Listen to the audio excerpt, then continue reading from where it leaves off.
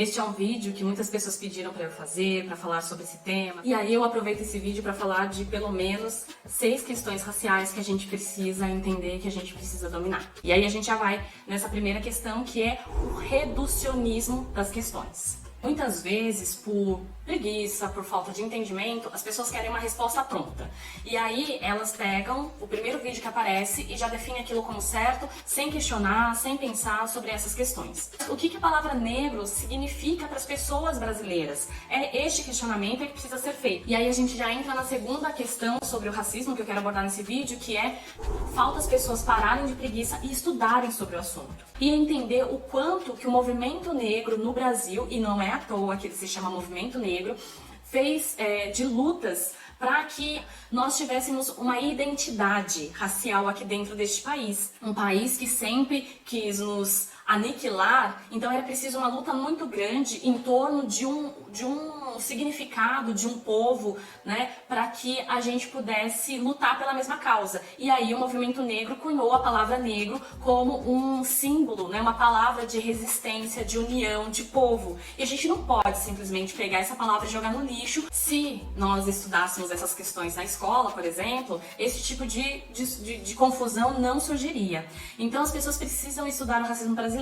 Infelizmente, as pessoas sabem muito mais, às vezes, do PIB da Suíça do que sobre uma questão que é do nosso país. E tem outra questão também, que é a questão do IBGE. Então, no IBGE, quando ele vai na casa das pessoas, ele tem lá 5 classificações, que é preto, pardo, branco, amarelo e vermelho. E as pessoas precisam se autodeclarar. Então, raça no país é uma autodeclaração. E as pessoas, muitas delas, se autodeclaram como pardas, porque é um processo.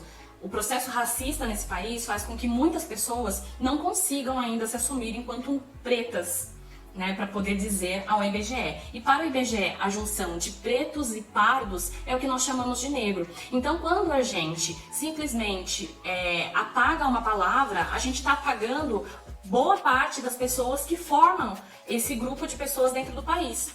Então, a gente precisa entender que quando a gente utiliza a palavra negro, a gente está juntando pretos e pardos desse país. Vamos então para a terceira questão deste vídeo, que é quem está falando. A gente precisa também tomar cuidado com quem está falando e o que está falando.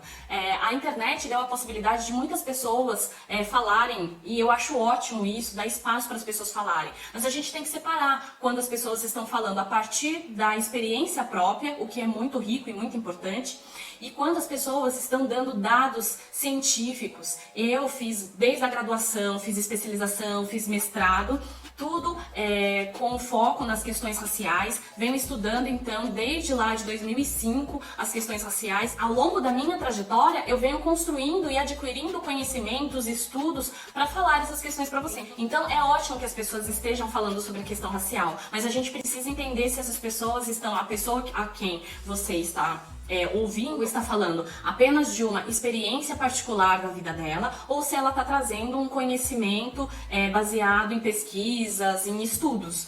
E aí a gente já entra na quarta lição deste vídeo, as experiências individuais. Então, quando uma pessoa negra fala uma coisa, no Brasil, infelizmente, por conta do racismo, é tido como se todas as pessoas negras pensassem daquela forma. E foi o que aconteceu com o Babu lá no Big Brother. Ele disse que, particularmente, ele quer ser chamado e ele gosta de ser chamado de preto.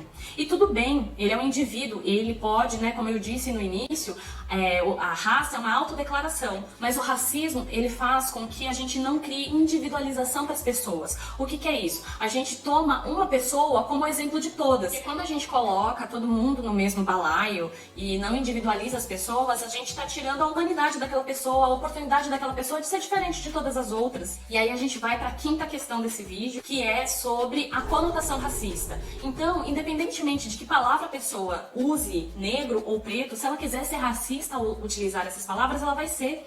Né? Então, aqui no Brasil, o racismo está muito mais na conotação da utilização das palavras do que na palavra em si. A pessoa pode utilizar tanto negro quanto preto, se ela quiser ser racista, ela vai ser racista. A conotação, a forma de falar, a forma de agir, a forma de olhar, contém muito mais racismo do que a palavra utilizada.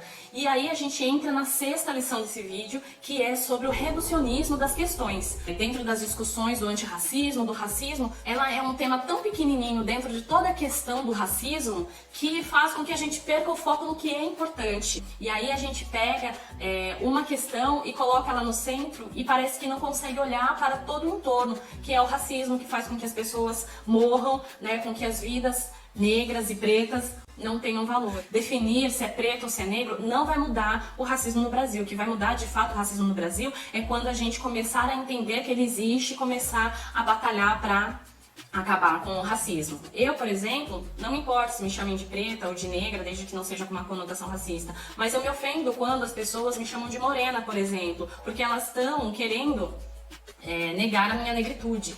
Pra mim, uma pessoa morena é uma pessoa branca de cabelo preto. Isso é moreno pra mim. Mas, como eu disse já no início, a questão racial no Brasil é muito mais complexa do que uma definição se é preto ou se é negro. Há pessoas de pele escura que se autodenominam como morenas, como pardas, como negras, como pretas, e a gente precisa respeitar, como eu disse anteriormente, a individualidade de cada pessoa. Em primeiro lugar, chame as pessoas pelo nome, né? Se você vai se referir às pessoas, eu sempre aconselho que você utilize a palavra negro, porque assim você está abrangendo todas as pessoas. Bom, eu espero ter esclarecido de uma vez por todas essa questão. Se você ainda tiver alguma dúvida, claro, põe aqui nos comentários. Esse vídeo foi feito para ser compartilhado, para ser espalhado. Bota lá no grupo da família. Vamos espalhar esse conhecimento e a gente possa trazer um pouco aí de conhecimento, estudo e prática para essas questões. Até mais!